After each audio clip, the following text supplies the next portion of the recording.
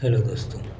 आज मैं आपके लिए फिर से एक नई कहानी लेकर आया हूँ जिसका नाम है शापित घर। और आप सुन रहे हैं हॉरर बाजीगर। Story channel. चलिए कहानी की तरफ। मेरा नाम राजू है। मैंने एक नया घर खरीदा था। मैं अपनी पत्नी के साथ वहाँ रहने के लिए चला गया। शुरू में सब ठीक चल रहा था, लेकिन कुछ दिनों के बाद समस्याएं उत्पन्न होने लगी। मेरी बीवी बीमार पड़ने लगी और उसका असर मेरे काम धंधे पे भी होने लगा। मैं बड़ी परेशानी में था। मुझे समझ नहीं आ रहा था कि मेरे साथ क्या हो रहा है। पंडित और पुजारी के पास भी गए, लेकिन सब ने बोला कि मेरे घर में ही कोई दिक्कत है। मैं कुछ समझ नहीं पा रहा था। मैंने अपने पास के सभी पैसे उस घर में लगा दिए थे। मैं वो घर छोड़ के कहीं जा भी नहीं सकता था। दरअसल होता यह था कि जब हम रात को सो जाते तो अपने आप ही दिया बुझ जाता, और ऐसा हर रोज़ होता था। पहले तो हमें समझ नहीं आया।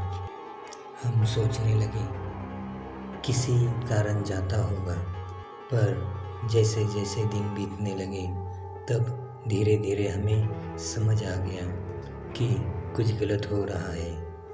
मेरी बेबी गर्भवती थी, पर उसका भी गर्भ अब नहीं रहा था। एक दिन हम ऐसे ही खाना खा के सो गए, पर इस परेशानी की वजह से मुझे नींद नहीं आ रही थी। रात को 12:30 का समय हो रखा था।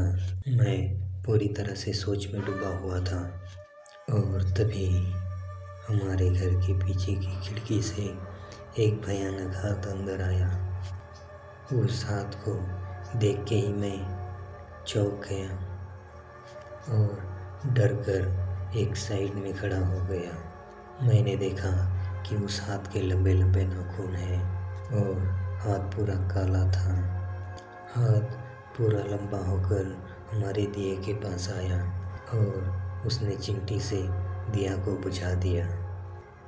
घर में हर जगह अंधेरा हो गया। इसे देखकर मैं बहुत ही डर गया था, क्योंकि किसी इंसान का हाथ इतना बड़ा और लंबा नहीं हो सकता था। मैं समझ गया कि इसी वजह से हमारे घर का दिया रोज़ बुझ जाता है और घर में पूरा अंधेरा हो जाता है। मैं डर तो बहुत गया था, लेकिन मैंने इस बारे में अपने बीवी को कुछ नहीं बताया।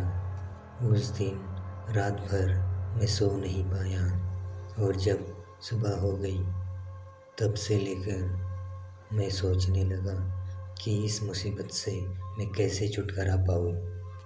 यही सोचते सोचते मेरा दूसरा दिन पूरा बीत गया। मैं काम पर भी नहीं गया था।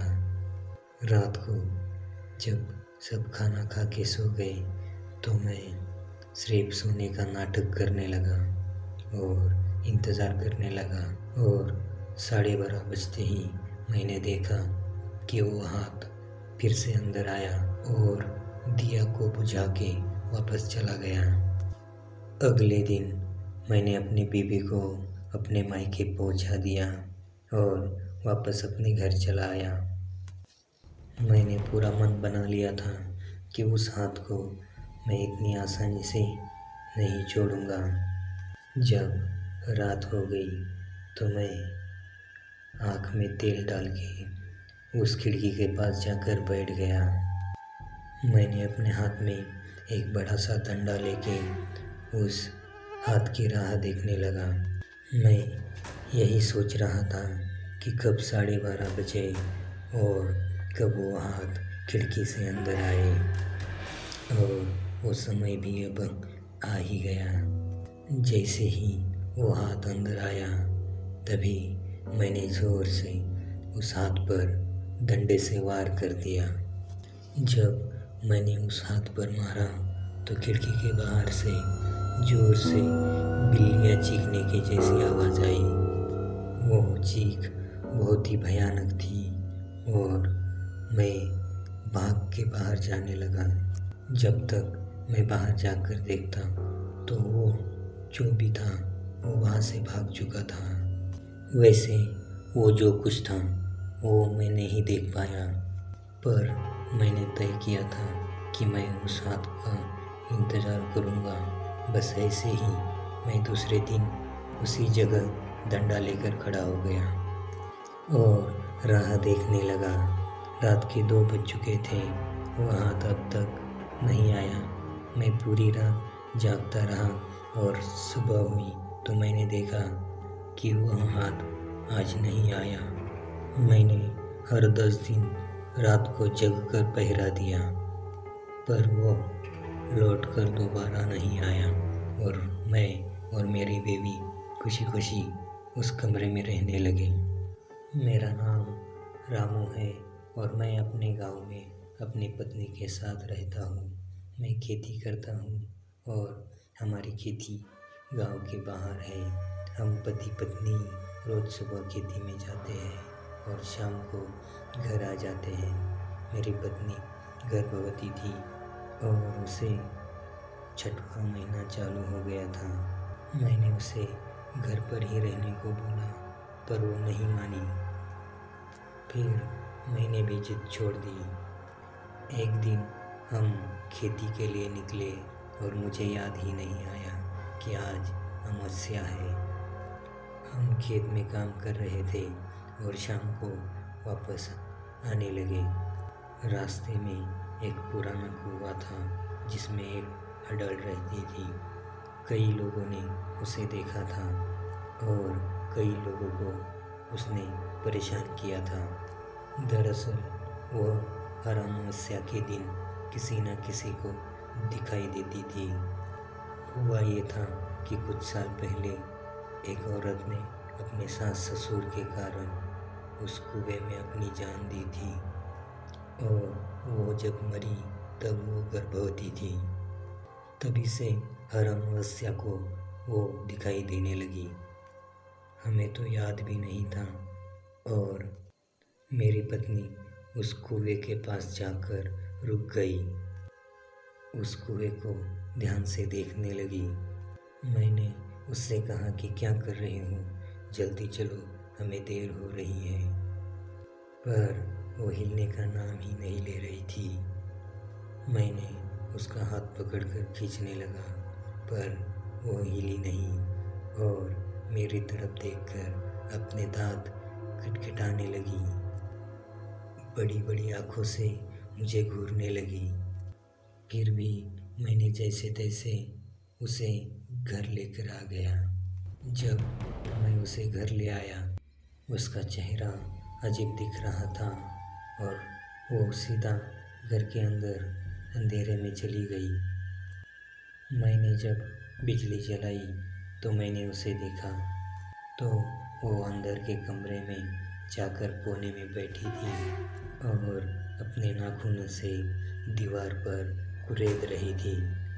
मैंने उसके पास जाने की कोशिश की, लेकिन तभी उसने मुझे देखकर इतनी ज़ोर से चिल्लाया कि उसे सुनकर मैं जगह पर ही खड़ा हो गया। उसकी आवाज़ 2 महिलाओं जैसी आ रही थी। मैं डर के मारे काँप रहा था।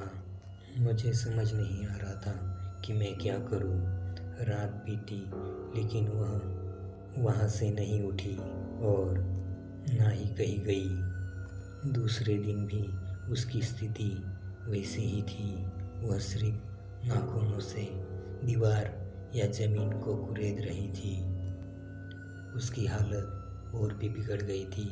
वो तो ना कुछ खा रही थी, ना ही कुछ पी रही थी, ना कुछ कर रही थी। यह सिलसिला करीब 5-6 दिन तक चला और मेरे आसपास के लोगों को सब कुछ पता चल गया।